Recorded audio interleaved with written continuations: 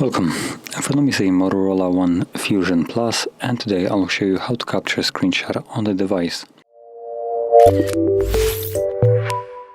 So number one, you want to open up content that you wish to capture, which I'm going to use settings as an example.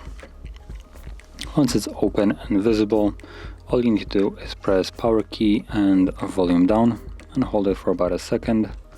We'll bring this animation right here, and that's about it. That's your screenshot. Now, as you've seen, there's a couple different options there. I'm going to capture it again just so we can see it.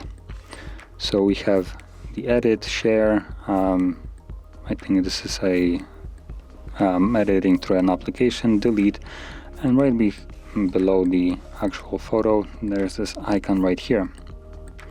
So this is probably one of the more useful options right here. So I'm going to tap on it, and this will start scrolling down. Now it stops either by reaching the end of the page, as it did right now, or by you simply tapping on the screen. And once it's done, it saves it to the gallery. So this is the first way you can capture a screenshot, and the other one is by holding a power key. And you also have the button for screenshot. It has the same effect as pressing the power key and volume down. As you can see, it captures it, and that's about it. Now it doesn't give me the option to scroll down because I am at the bottom of the page. So that is how you would capture screenshots here. And sometimes there's also a toggle in the notification panel, which looks like it's probably disabled here. Now all these screenshots that I have captured can be found in the photo gallery.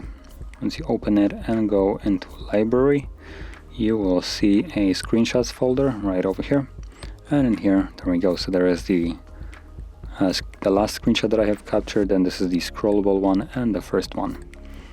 So that is how you would capture screenshots on this device. And if you found this very helpful, don't forget to like, subscribe, and thanks for watching.